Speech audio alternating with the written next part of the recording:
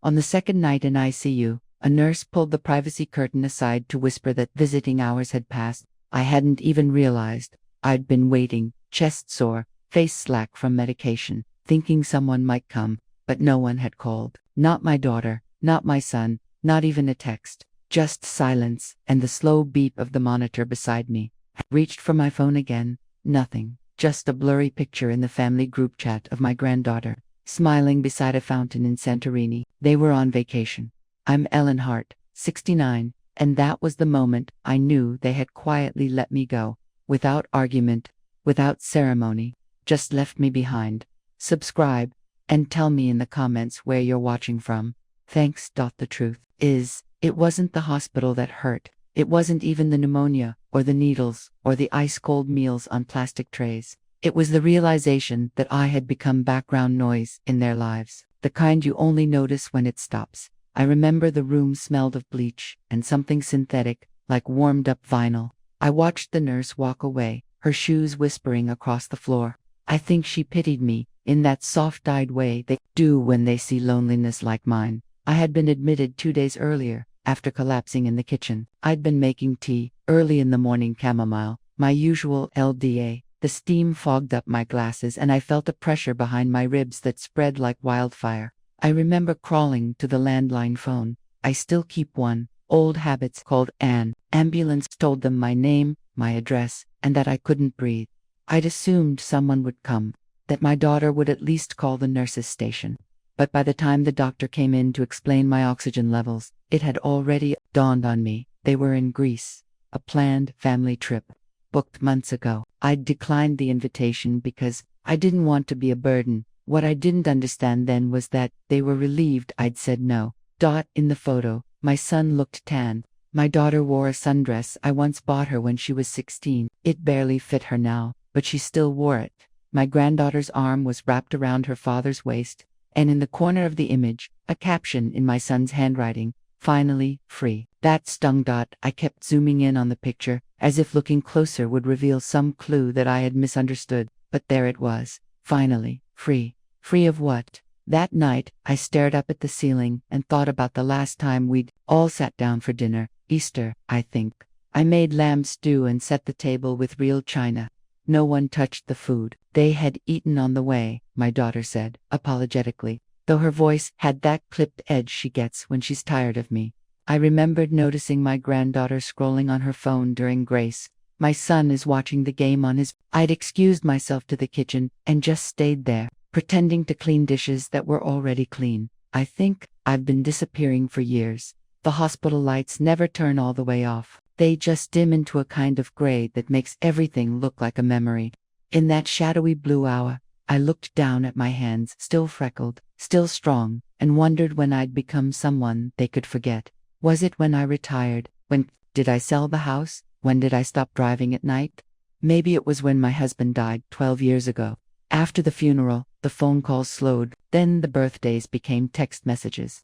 Then even that thinned, and suddenly I was the one always reaching out, arranging visits, sending care packages, smiling through silence. I didn't tell the doctors I had no visitors. I didn't want them to look at me like I was pitiful. I told them my family was traveling, and they nodded, assuming they'd come soon. But I knew they wouldn't interrupt their vacation for me. Not for the ICU, not for pneumonia, not for anything. There's a sound the machines make in the middle of the night, when no one's talking and even the nurses are whispering behind their station. It's a soft rhythm, a mechanical breath. I matched my own. Inhale, exhale, machine, me, machine, me. That was how I made it through the nights. I kept waiting for that one call, the one where my daughter would say, "I just found out I'm coming," or my son would say, "Why didn't you tell us how bad it was?" But the phone only buzzed with likes on that photo. The fountain, the sundress, the word free. I wasn't angry. Not then. I was stunned. As if I'd misjudged the meaning of everything. My motherhood, my sacrifices, my love. People think abandonment is loud. A door slamming, a fight, an insult shouted across a room. But mine was quiet. It was a silence that settled into my bones, the kind that doesn't need explanation, because the absence is the explanation. The kind you feel when you wave goodbye and no one waves back. When you call out I'm here and there's no echo. After 3 days, the nurse asked again if I wanted her to contact anyone. I told her no, because by then, I knew what they would say. They would say, we didn't know it was that bad. Or you told us you were fine. Or we're sorry. We'll come when we get back. And then they'd hang up and go back to their dinners, their sunrises, their hotels. That was the moment they let me go. Not out of cruelty, but out of convenience. Out of forgetting. Out of quietly deciding that I had become optional. And in that moment, lying in that sterile room under soft hospital sheets, I realized something that cracked me in half. I had raised a family that no longer saw me, and maybe they never truly had. It's strange what your mind clings to when you're lying in a hospital bed, staring at the ceiling as the machines breathe for you. I found myself thinking about birthdays, not mine, but theirs. My daughter's second birthday when I stayed up until 3 a.m. sewing a yellow dress she saw in a catalog. It was my son's 5th birthday when I sold my old necklace, the one my mother gave me just to afford the magician he wanted. It wasn't just the grand gestures, it was the endless, invisible giving. The way I kept milk in the fridge even when money was thin. The way I sat up at the edge of their beds every time they coughed past midnight. The way I kept myself together for so long, so they could come apart. I don't say this for sympathy. I say it because people think love is loud hugs and gifts and vacations. But the truest kind of love is often quiet. Folding towels, packing lunches, staying silent when your heart wants to scream, choosing not to say, what about me? Because you know their needs must come first. I was good at that. At disappearing into service. My husband George once told me I had a caretaker's spirit. He meant it as a compliment. And maybe it was. But caretakers are often the last ones to be cared for. We married young. I was 23 and pregnant with our daughter. George was already working 2 jobs. He had kind eyes and the sort of laughter that could disarm you mid-argument. We didn't have much, but we had each other. And then we had them. Sarah first, then Thomas. 2 years later, motherhood came over me like a tide, all-consuming. I read every book I could, took night shifts as a cleaner to help with rent. I made my own baby food from scratch. There was a time I could recognize each child's cry from across a crowded room. Hunger, fear, boredom, all of it had its own pitch.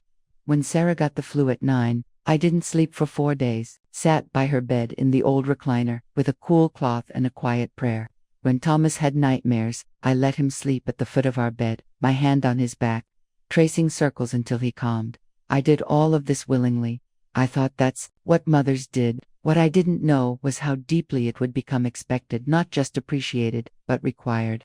Like a service I had signed up to offer forever. Even when George passed, I didn't stop. He had a heart attack on the garage floor one October morning. We had just raked the last of the leaves. I was making soup. I heard the thud and found him flat, eyes wide open to nothing. It was the silence that scared me, not the fall, not the chaos, but the way the world hushed around his absence. I grieved like a ghost, quietly, efficiently, made the calls, arranged the funeral, held everyone else while no one held me, and after that, I doubled down. I babysat when Sarah needed to go back to work. I loaned Thomas money after he made a poor investment in some app. I helped pay for braces, for prom dresses, for summer camps. Even when I stopped working, I found ways to stretch the pension, make it work. You see, there's a kind of muscle memory to mothering. Even when your body aches, even when you feel invisible, you just keep giving. They needed me. Or so I believed. Drive an hour each way just to drop off groceries. Sit through school plays and soccer matches. Even when the seats hurt my back, I always smiled. Always clapped. Always stayed afterward to say, you did great. Even when no one asked how I was getting home in the dark, they told their friends I was the strong one, that I'd do anything for them. And they were right that once. I remember Thomas calling me during a layover in Chicago. His flight was delayed, and he was just tired, lonely. He needed someone to talk to. I stayed on the phone with him for 2 hours, through airport announcements and background noise, just listening. But when I was admitted to the hospital, not one call. Sometimes, I wonder if I trained them too well, trained them to believe I would always be there, that I didn't need anything, that I was made of stone, or air, or something not human, because I did. I need things. I needed a check-in, a moment of being seen. A text that said, are you okay, Mom? But I never asked, And maybe that's my greatest fault.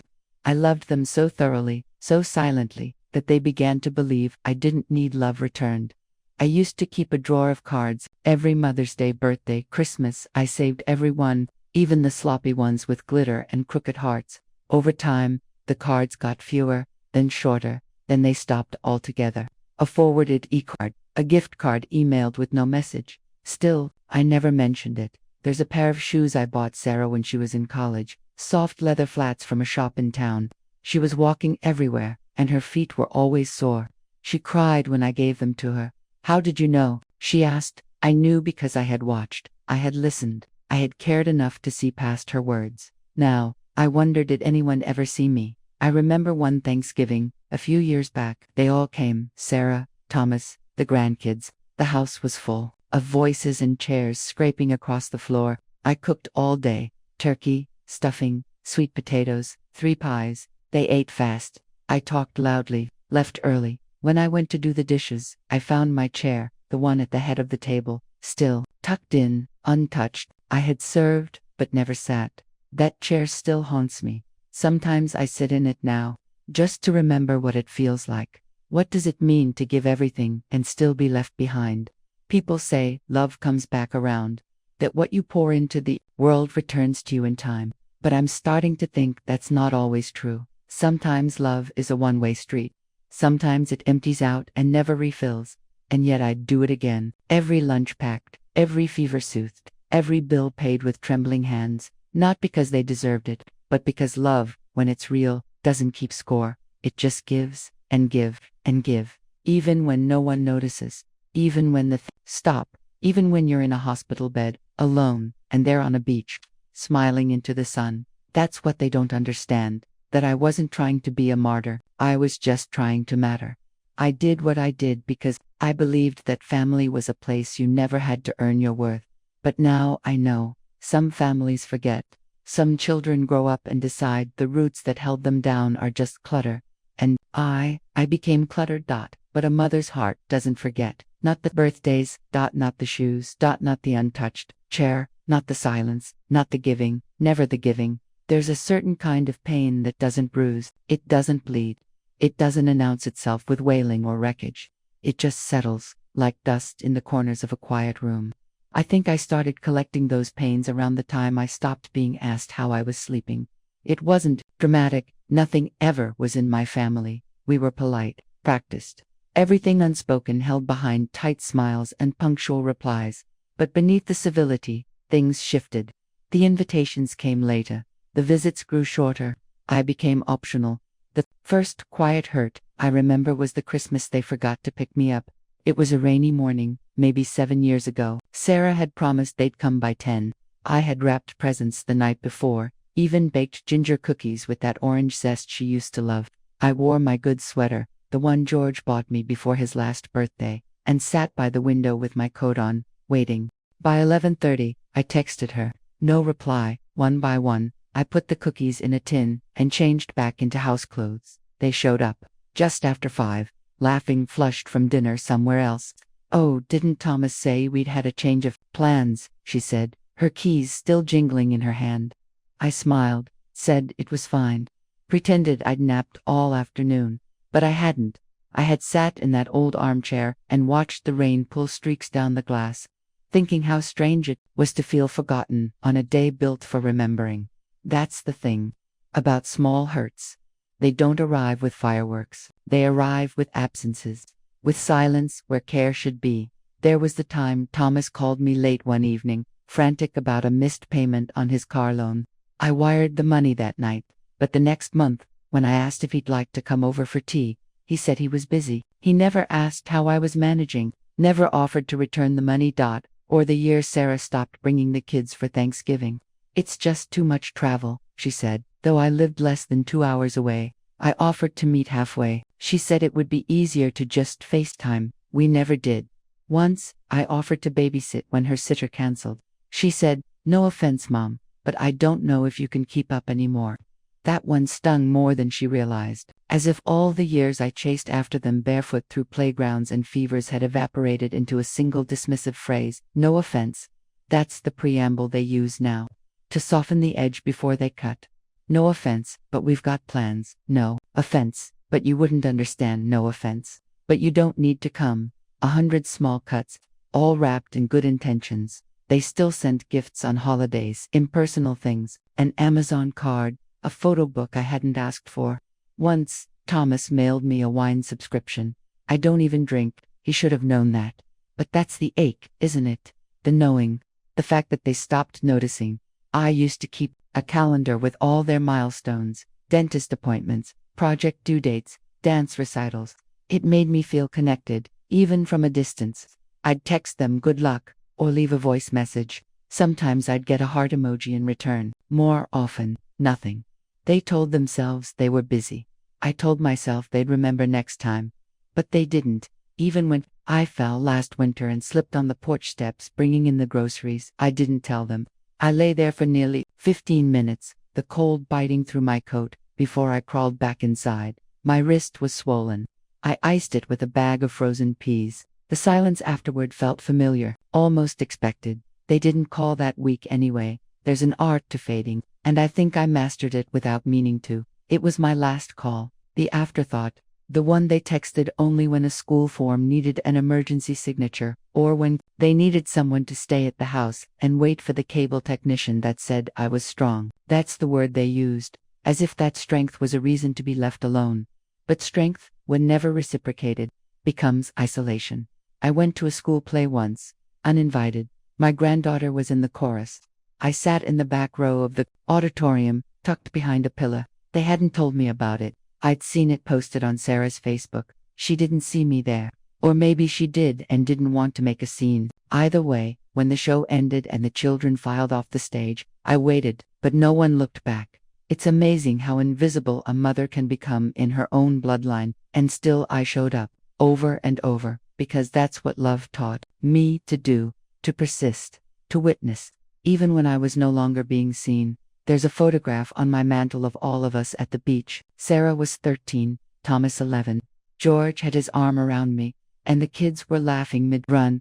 I kept that photo because, in it, I was still needed.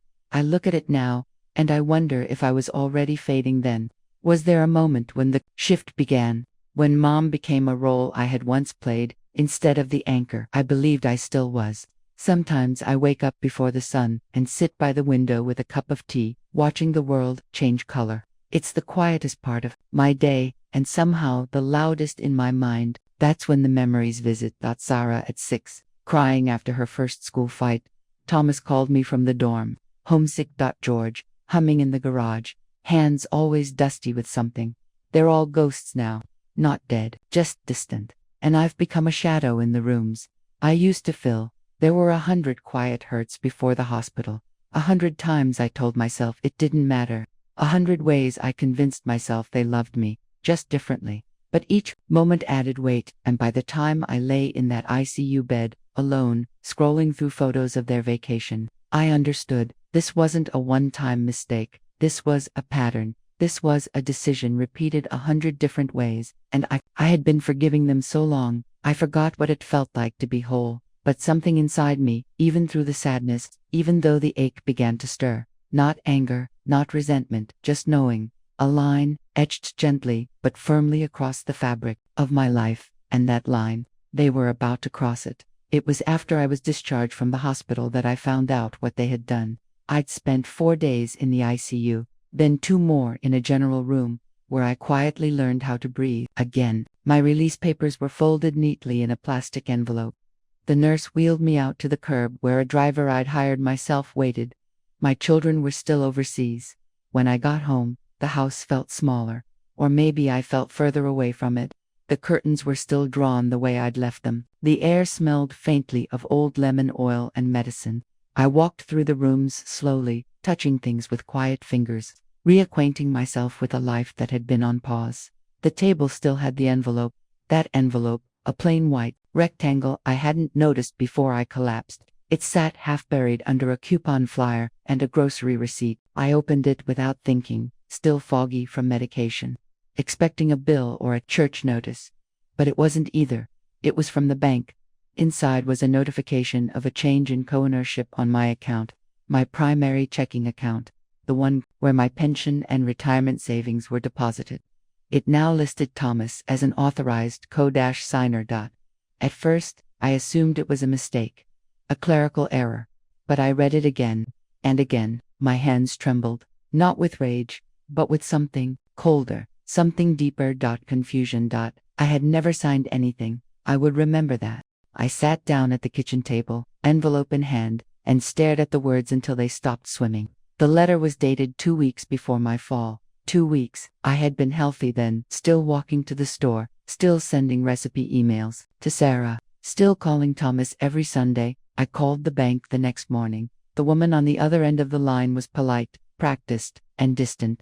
She confirmed the documents had been submitted online, said the signature had been digitally verified. I asked her to send me a copy. When it arrived later that week, I printed it out. There, in gray pixels, was my name, my signature, or something close to it. It was off. The loops are too tight, the slope a little wrong. But to someone else, it might pass. To a system, it already had. I stared at it for a long time, traced the letters with my finger. My own name was forged. The air in the room changed, thicker, quiet in a way that felt accusatory. I sat with it for hours. I didn't call him, not then. Not out of fear, but out of restraint. I wanted to believe there was an explanation. Maybe a misunderstanding. Maybe he thought it was something else to access in case of an emergency. Something innocent. But I knew better. This wasn't about help. It was about control. I went through my accounts, slowly, carefully. There had been no withdrawals, not yet, but the access was there. And the implication behind it, the assumption that I wouldn't notice, or worse, wouldn't matter, that did something to me I can't quite name. That was like watching a bridge fall that you didn't even know had cracks in it. The next week, I got a call from Sarah. Cheerful, distant. They were back. I had a wonderful time. Send me pictures. Asked how I was feeling. I told her I was healing. I didn't mention the envelope. 2 days later, she called again. This time, her tone was more business than warmth. Said she and Thomas had been discussing some options for me. Mentioned that maybe it was time to think about downsizing. Said it was all out of care. That phrase, all out of care. She suggested a senior living condo. Said it was near a walking trail. That there would be people my age. That she and Thomas could help with the move just to make things easier. I sat on the other end of the phone, listening to my daughter plan the erasure of my independence with the same tone she used to book hotelrooms.com, efficient, detached. She didn't know. I knew. Didn't know that I had already seen the cracks, that the account was no longer mine alone, that they had moved from forgetting me to managing me. That's what management is now. I wasn't their mother. I was a task, something to organize. I ended the call quickly, told her I was tired, which wasn't a lie. I was tired, not just from the illness, not just from the fall, tired from being slowly edged out of my own life. Over the next week, I received a pamphlet in the mail, glossy, friendly, independent senior living, with peace of mind. Sarah's handwriting was on a sticky note attached to the front. Just a thought. Love you. It was the smiley face at the end that broke me. Not the forgery, not the signature, not the bank access. The smiley face, as if it were all harmless, all helpful, all born from love. That's how they crossed the line, you know.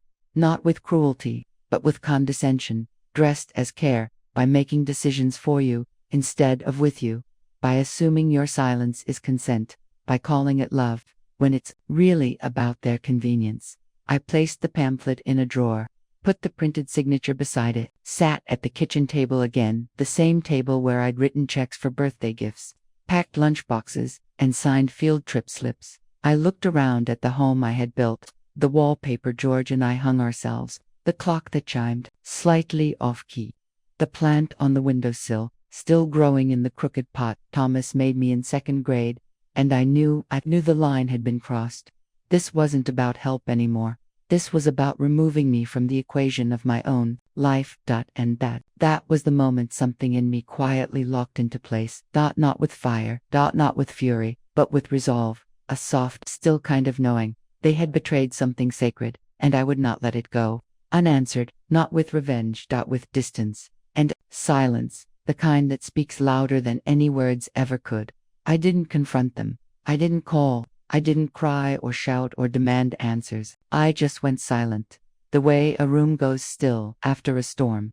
The day after the pamphlet arrived, I turned off my phone for the first time in years, not because I was angry, not out of spite, but because I needed to hear my own thoughts again, unfiltered, uninterrupted, untouched by guilt wrapped in obligation. The silence was uncomfortable at first. My hands kept reaching for the phone by habit, checking for messages I didn't want to receive. I kept glancing at the calendar, where birthdays and soccer games and weekly reminders were penciled in like some map of devotion.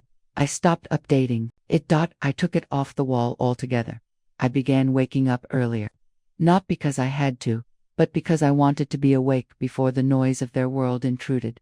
The morning was mine now. I boiled water for tea and watched the steam curl into the sunbeams on the kitchen floor.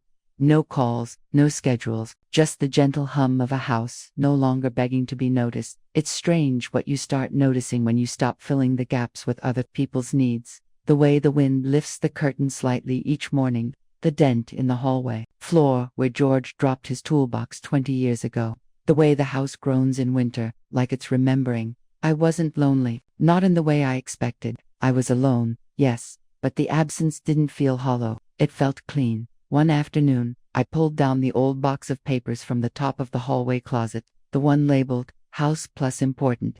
I hadn't looked through it in years. It smelled like paper and dust and time. Inside were old tax forms, mortgage documents, George's will, a few yellowed receipts from the home improvement store we used to frequent. I spent that evening going through everything, piece by piece. No rush. I lit a candle, put on a record, treat it like a ritual. By midnight, I had a clear picture of what I still owned, what was in my name, and what had quietly shifted under my feet. The bank forgery wasn't an isolated thing. There were others. Thomas had added himself as a backup contact on a utilities account. Sarah had signed my name to a medical directive form, a just-in-case document that I never authorized. Small changes, paper cuts, easy to miss. But I wasn't missing them anymore. I took a notebook from the kitchen drawer and started writing it all down. Not as evidence, not as revenge, just to make it real. To remind myself that I wasn't imagining it. That the erosion had happened slowly. Yes, but it was real. It took me 3 days to sort through it all. And once I had, I made an appointment with a lawyer. His name was Mr. Halberd, a quiet man in his 50s, with gray hair and a voice like soft gravel. He didn't ask unnecessary questions, just listened, nodding, as I laid out the documents, the timeline, the slow betrayals written in black ink. When I showed him the forged signature, he didn't flinch. He simply said, "We'll fix this." Those words, "we'll fix this," unlocked something in me. Not hope. Not yet. But strength.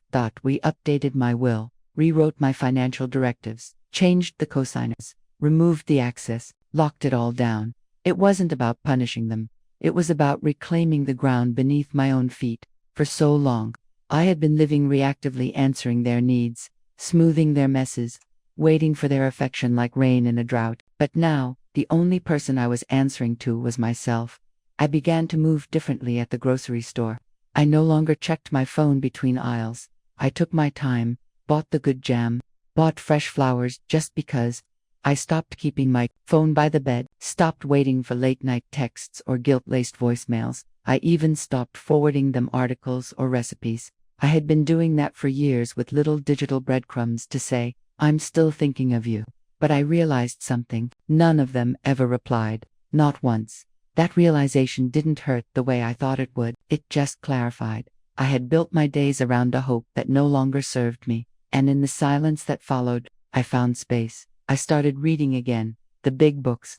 The ones with thick spines and stories that stretch for generations. I sat in the armchair by the window, the one I used to fold laundry in, and just let the hours pass. No one called. No one visited. And for the first time, I didn't chase after them. Sarah texted once, "Hey, everything okay? Haven't heard from you." I didn't reply. 3 days later, a voicemail from Thomas. "Just checking in. You around?" Still, I stayed quiet, because silence is a language. 2. A boundary wrapped in stillness. It says, "I see what you've done. I know what you've taken, and I'm no longer offering myself up for the taking." I planted herbs in the backyard, basil, mint, rosemary, things I'd always loved but never made time for. I knelt in the dirt, let the sun kiss my back, and felt something bloom in me that had nothing to do with them. I wasn't angry. I was becoming. There was power in the pause, in not rushing to forgive, in not explaining away their actions. I'm not begging to be seen. The silence gave me time to remember who I was before I was a mother, before I was a caregiver, before I was someone's last-minute call. I looked through old photographs, ones I hadn't seen in decades. Me at 20, laughing on a bicycle. Me in a yellow dress at my wedding. Me holding a paintbrush, streaks of color on my cheek. I had been someone once, someone whole, and maybe, just maybe, I could be her again, or someone new, not bitter, not vengeful, just restored. The silence wasn't an end, it was a beginning wrapped in quiet, a doorway, and I was stepping through. No noise, no announcement, just the soft closing of a chapter, and the careful, steady breath of a woman who had finally chosen herself. There wasn't a grand moment of reinvention, no glowing sunrise, no sudden clarity, just small shifts, barely noticeable, like the way grass leans when the wind changes. But I felt it, in my posture, in my breath, in the way I stopped asking for permission to belong in my own life. After the silence settled, I began to make decisions for myself, not against them, but without them. The first thing I did was change the locks.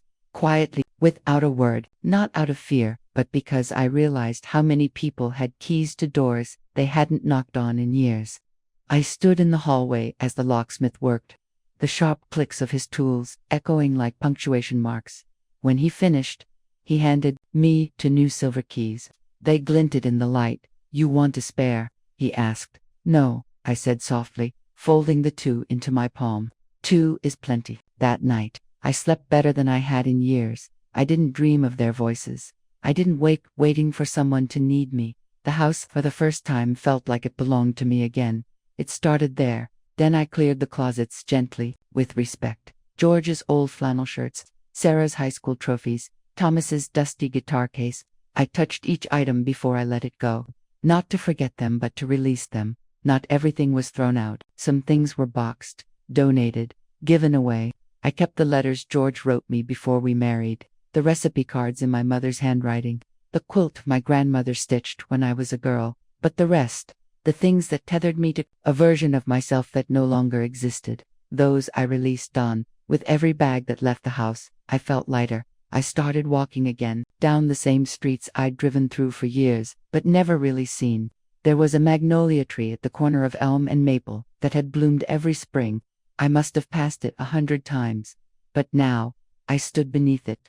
I watched the petals drift down like whispers. I waved to neighbors I never knew I had, sat on park benches. I ate my lunch slowly, like the moment deserved savoring. I began cooking for myself again, not just heating leftovers or nibbling toast in front of the television. I lit a candle at dinner, used the good dishes, played soft music, and ate at the table. Even if it was just for one, I stopped. Narrating my life for an invisible audience, no one needed to approve anymore. No one needed to be impressed. I was enough for the moment to matter. A month passed. And then, too, I joined a book club at the local library, something I hadn't done since my 40s. The first time I walked in, I felt out of place. My hands were sweating. But then someone smiled. A woman with short silver hair and kind eyes. Her name was Miriam. She invited me to sit beside her.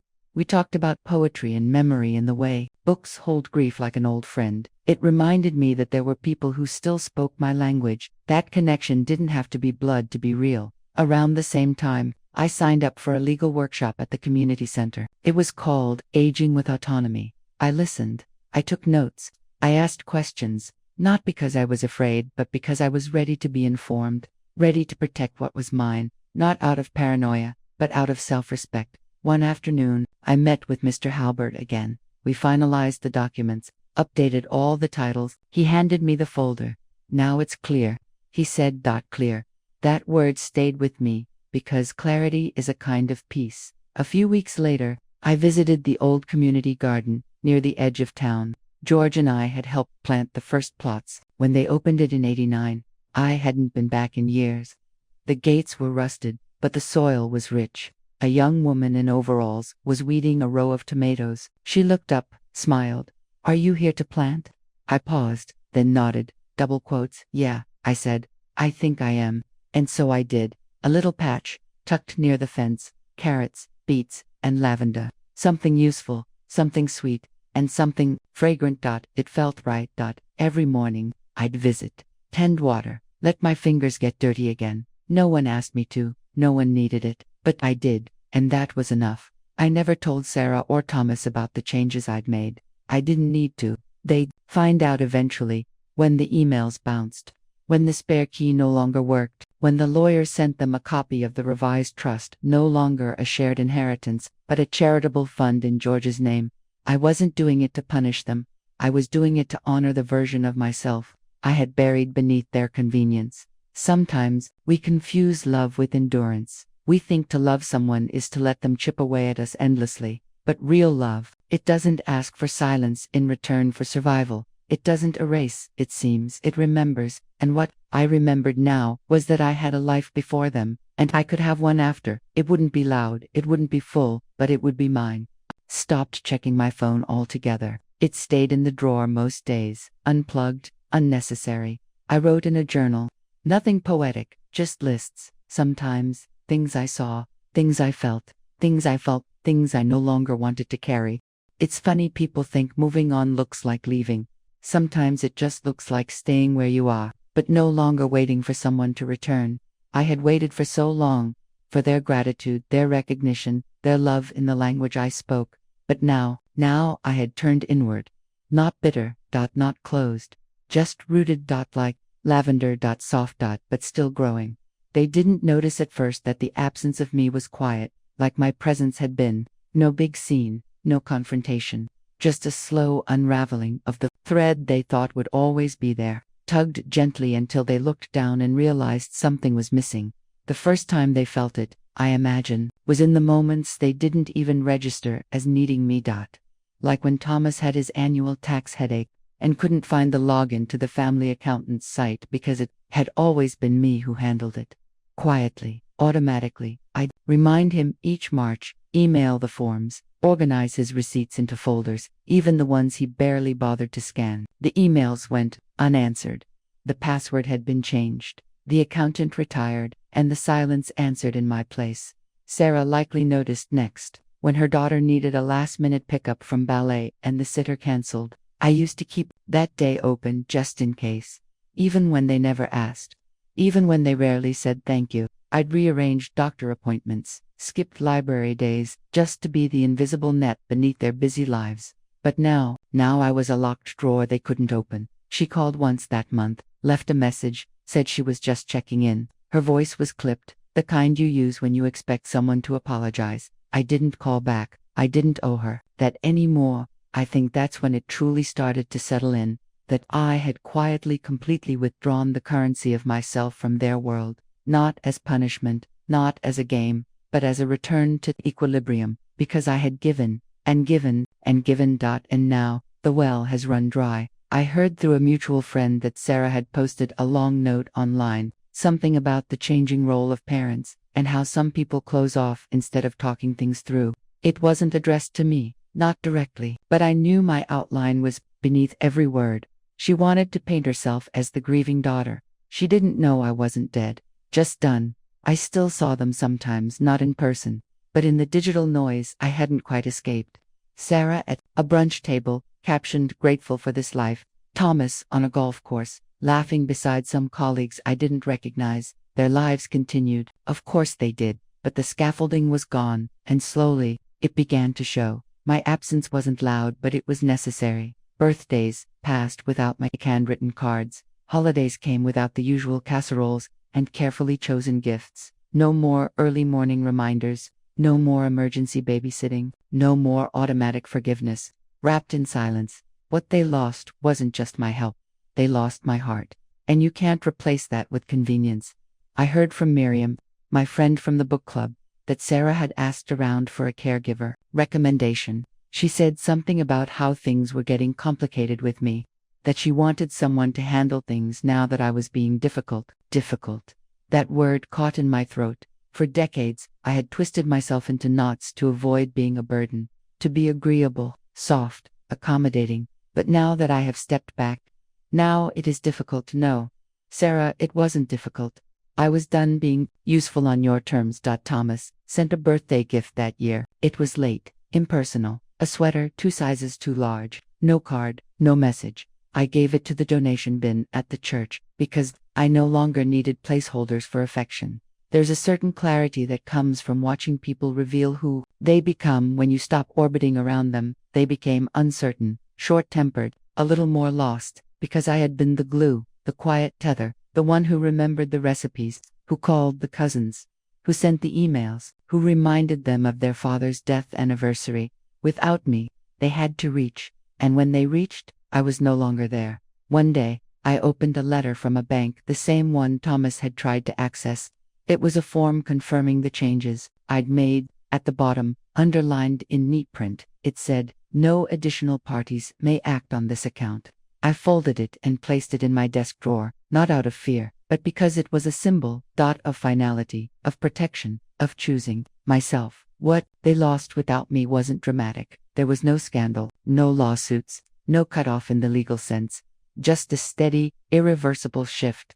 I had become unavailable, and without me, the machine they had built, the one powered by my endless labor, my quiet love began to sputter. Holidays became shorter, calls became more strained, the group chat grew quiet, because the keeper of the stories, the maker of the plans, the soft place to land, was no longer logging in. I walked through my days differently, with more ease, with less apology. I bought myself a new chair for the garden, one that didn't creak. I sat in it with a cup of lemon tea, and let the sun warm the sides of my face.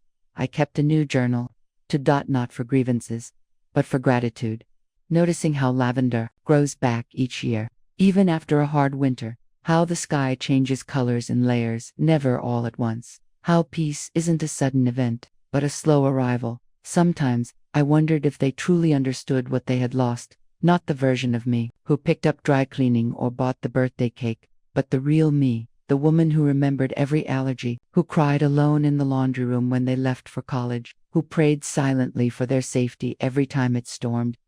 The woman who carried their childhoods in her hands like glass, carefully, lovingly, with reverence. That woman had stepped away. Not vanished, not destroyed, but reserved for herself, and I think that's what they never imagined, that I would choose myself, that I could be whole without their need, that I would find life again in places they never thought to look, but I did. In the quiet, in the dirt under my fingernails, in the smiles of new friends who didn't want anything from me but presence, in the growing realization that they had not just lost a caretaker, they had lost a witness, a route, a home, and without that, even the brightest vacations start to feel like running. I wasn't watching them anymore, and in that absence, I wonder if they began to see themselves more clearly, because sometimes, the only way for others to understand your value is to disappear from the role they assumed you'd never leave. It had been 8 months since I went silent when I finally wrote the letter, not to them, to myself. It began on a Tuesday late afternoon. The house was still, except for the gentle rattle of the wind against the kitchen windows. I had just come in from the garden, my knees dusted with soil, the scent of rosemary still clinging to my sleeves. There was nothing urgent to do, no calls to return, no tasks waiting in the background, just me and the quiet. And in that quiet, the need to speak to someone, to something, began to rise, not out of loneliness, but from recognition. I saw myself more clearly now, not as a mother, not as a wife, not as the background presence in someone else's story, but as a woman who had lived, who had endured, who had loved even when it wasn't returned, who had, for decades, poured every ounce of herself into a well that never said thank you. So I sat down at the old writing desk, the one George gave me on our 10th anniversary, and opened a fresh page, and I began, "Dear Ellen." I paused. It felt strange to address myself, strange, but necessary. So I wrote, "Dear Ellen, you have carried so much for so long. You've been the keeper of peace, the keeper of birthdays, of bruises and bandages, of casseroles and calendars. You've loved people who forgot how to love you back, and you did it without complaint, thinking it was strength. Maybe it was, but now, you don't need to be that kind of strong anymore. You are allowed to be held, even if only by your own arms. You are allowed to matter, even if no one else remembers what you gave. You are not invisible. You never were. You have been the memory in the walls, the warmth in the meals, the voice in the silence. You were never background. You were the foundation. They will never understand what you gave them. They don't need to, because you know, and that is enough. I stopped there, hands trembling. Not from sadness, but from release. I hadn't cried in months, not since the hospital, not since the silence, but in that moment, the tears came, not hot and bitter, but soft, cleansing, like rain after a long drought. Folded the letter gently, slid it into an envelope, and placed it inside a small wooden box. It sits now on the top shelf of my bedroom closet, beside a tin of old photographs and a spool of blue thread from a dress I once made Sarah. I don't know if I'll ever read it again, but writing it changed me, because it reminded me that I am not waiting anymore, not for an apology, not for recognition, not for a seat at a table I spent my life setting. After the letter, I started writing more, not long essays, not journals, just lines, little reflections scribbled on the back of receipts or tucked into margins of books. Lavender doesn't bloom all year, but it always returns. A mother's love is not alone, it's a gift, and gifts can't be repossessed. I am not broken, I am simply no longer theirs to carry. These lines became breadcrumbs, not to lead me back to them, but to lead me back to myself. One morning in early spring, I walked to the lake. I hadn't been there in years. The path was uneven, and the air still held winter's edge, but I made it, sat on a worn bench overlooking the water, the sky soft and gray above it. In my coat pocket was another letter, this one, to George. I had written it over several days. In it, I told him everything, about the silence, the distance, the forgery, the way our children had turned love into obligation and called it care. I told him how I missed him, how I wished he'd been there to remind them who I had been before. They made me small, but I also told him this, that I had found my way back, that I had begun to bloom again, that even in absence, I had remembered how to root myself in joy. I folded that letter and tucked it under a flat stone near the edge of the water, beneath the birch tree where we once kissed in the fall of '74. It felt right, like closing a chapter with grace. I walked home. I felt lighter, not because the weight was gone, but because I had finally stopped carrying it for others. That afternoon, Sarah called. Her name lit up the screen, bright against the quiet. I stared at it until it went dark again. I didn't answer. I didn't listen to the voicemail either, because I no longer needed to hear what she had to say to validate what I had come to know in my bones. I had survived their forgetting, and in doing so, I had remembered myself. One day, they may reach out with sincerity. One day, they may ask why I went silent, why I stopped showing up, and if they do, I might tell them the truth. Or maybe I won't. Maybe the letter I wrote will be the only answer they ever get, not because I want to hurt them, but because not all healing requires an audience. Some of it is just for me, the act of putting pen to paper, of naming what was lost, of writing Dear Ellen and meaning it. That was a miracle. That was the return, not to them, but to myself, the woman who knew how to make a home from nothing, who knew how to carry a family on her back and still sing while doing it. The woman who planted lavender because it reminded her that softness is not weakness. The woman who, in the end, wrote herself back into the center of her own life. That letter changed me. Not because of what it said. But because it proved that I was still here, still listening, still worthy of being heard, even if the only one hearing it was me. My mornings begin before the sun finishes, waking out the light here moves gently. First, a softening of the shadows in the hallway, then a slow spill of gold across the kitchen tiles. I've come to appreciate how the day takes its time. There's no rush. Nothing demands my attention. And in that stillness, I find peace. I brew my tea chamomile always and sit by the window in the chair. I moved closer to the light. From this spot, I can see the bird feeder. A family of sparrows has made their home in the tall oak nearby. They visit every morning, pecking, fluttering, bickering in hushed chirps before flying off into the sky with no map. Some days, I think I became like them, rooted once, then scattered. And now, simply still. It's been over a year since the hospital, 11 months since the forgery, 8 since the lawyer finalized the last set of documents, and 5 since I wrote that letter to myself and folded it into silence. No one has knocked on my door uninvited. The mailbox stays light. Sarah sends the occasional holiday card now, always printed, signed, Love, Sarah and the kids. There's no return address, only a digital signature in the corner that makes the ink feel cold. I keep them tucked in the drawer with the expired coupons and forgotten pens. Thomas called once in June. I didn't answer. He left a voicemail that started cheerful but dissolved into something brittle. I could hear it in his pause, the way his breath caught before he said, "Just wanted to hear your voice." But the truth is, they've already heard my voice. For years. They just didn't listen. Now, my voice belongs to me. I use it in softer ways, humming while I garden, reading aloud in the evenings, to no one in particular, praying, sometimes. Not for them, not anymore. But for the soil, for the sky, for the small hopes that grow in the cracks of my days. The community garden is blooming. My carrots came in late, but strong. The lavender flourishes taller than I expected. There's a quiet joy in the tending, the rituals, the way your hands come away smelling of earth and possibility. Miriam and I meet on Thursdays. We sit under the shade of the arbor, trading stories, passing books back and forth. We don't speak of our children. Not in anger. Not in sorrow. Just not at all. We talk about dreams we had in our 20s. About places we never saw.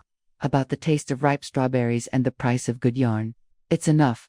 I sometimes walk to the post office just to stretch my legs. The woman behind the counter, Lydia, knows my name now. She sets aside the local newsletters for me, even when they're mostly ads and town notices. I like the feeling of being remembered in small ways. I've started journaling again, but not about pain. I will write about the weather. The way the clouds looked like feathers on Sunday, the smell of cinnamon in the grocery store, the exact sound of rain on the porch roof. Because life, in its quietest forms, is still full. And maybe that's the part one tells you that peace isn't made of big gestures or perfect reconciliations. It's found unremarkable in the slow mornings, the empty inbox, the plate of toast made just the way you like it. I no longer check their profiles. I no longer imagine their voices on the other end of the phone. I no longer count the holidays we've missed or the ones we faked, because something shifted.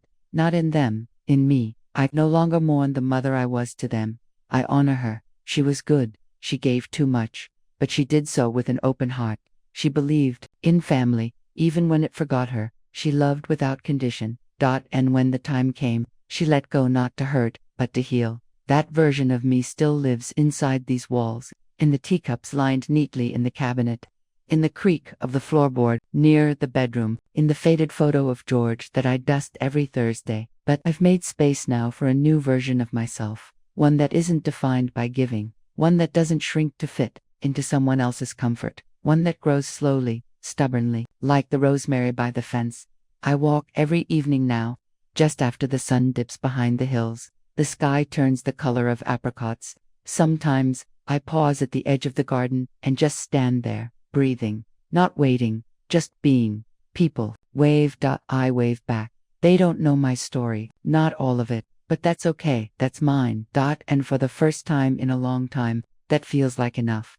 I don't need their apology. I don't need a final scene. I don't need closure handed to me by people who never understood the weight I carried, because I've given myself something better. Stillness, solitude, self. There's single quotes as a kind of grace in aging that no one prepares you for. The shedding, the remembering, the quiet strength that comes from no longer needing to be understood by anyone but yourself. I used to believe my life would be measured by how well I was loved. Now I believe it's measured by how well I loved, and how deeply I learned to love myself after the silence. Today, I sat in the sun and read a poem about rivers. It said that water never apologizes for changing shape. It simply finds new paths. I closed the book and smiled, because that's what I've done. Found a new way forward. Not loud, not wide, but steady, and just mine. I wasn't angry. I was finally empty, and that was beautiful.